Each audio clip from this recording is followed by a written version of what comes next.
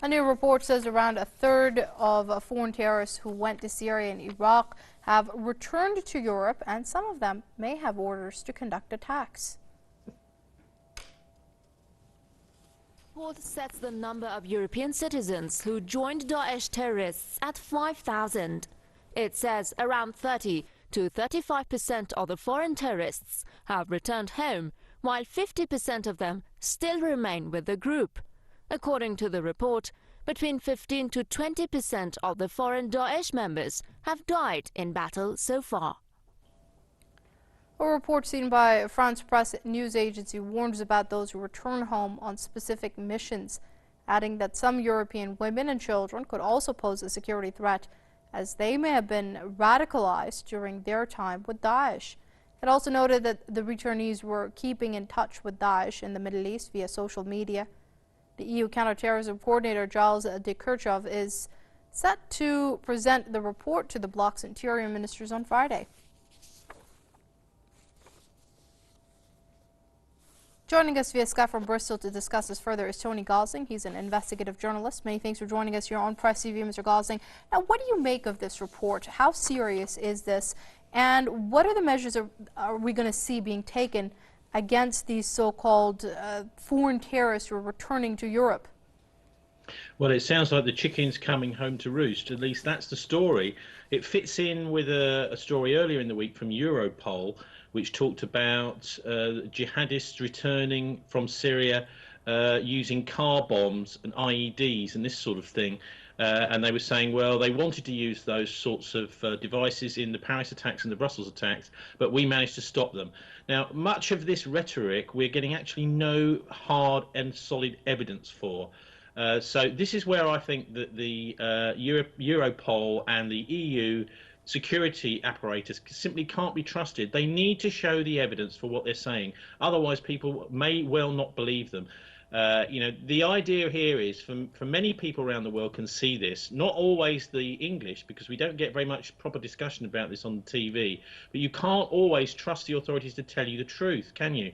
I mean, for example, during the 7/7 London bombings, the Secret Services said that the 4 bombers in 2005 that blew up and killed something like 50 people in London were all what they call clean skins. In other words, they didn't know anything about them. They'd come completely out of the blue. Well, in court cases, it turned out afterwards that that 3 of those 4 they've been following for several years and keeping tabs on them under very close surveillance and that sort of thing. So you can't always trust them. The idea of many people coming back to then conduct terrorist attacks in Europe, I think this is actually to a large extent a bit of a myth. If you have a look at some of the work of Sybil Edmonds, she's a former FBI translator, Turkish woman, working in the United States and now turned whistleblower. She has said that that there is this what she calls Gladio B, because this is a secret plan which has not really been released to the public. She calls it Gladio B. That is to say that the security services themselves, that is to say, you know, the secret services here in the West, may well be involved in bomb attacks that they then blame on these jihadis. That is the sort of thing which is a recipe for starting a kind of race war here in Europe. And I think it's important to understand, it might sound crazy that our own security services would blow up our own people, but there is a very strong track record of them doing this in the 1970s and 1980s under Gladio A, Operation Gladio. If you have a look at that, there were parliamentary inquiries in several countries in Europe that found that NATO was actually blowing people up in different parts of Europe, mostly Italy and Germany and places like that, and then blaming those bomb attacks on Russia-related groups. And now, right, Mr. Gosling, let me just jump in there. On a similar note, though, there are many who question these so-called foreign terrorists who go to Syria to fight. They're supported by the governments when they're fighting against the government of President Bashar al-Assad, but then they become a problem when they come back home.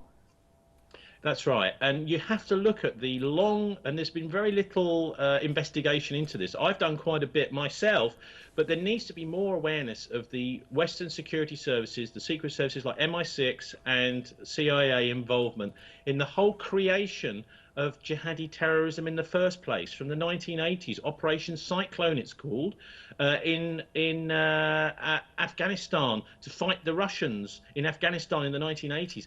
The Western security services built up a whole cadre of hundreds of jihadis, and they've been working with them, many believe, ever since.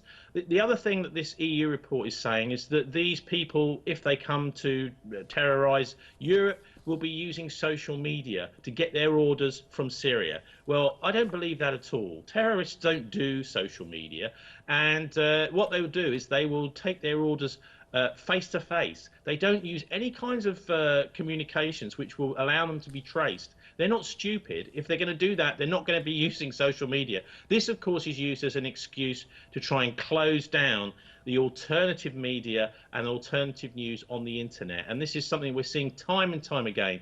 Let's say the terrorists are using the internet, so we're going to have to restrict it. Actually, the internet nowadays in the West is the only place that you can find out the truth. Okay, let's leave it there for now. Unfortunately, we've run out of time. That's Tony Gosling, investigative journalist, joining us via Skype from Bristol. Mr. Gosling, it's always great having you with us here on Press TV.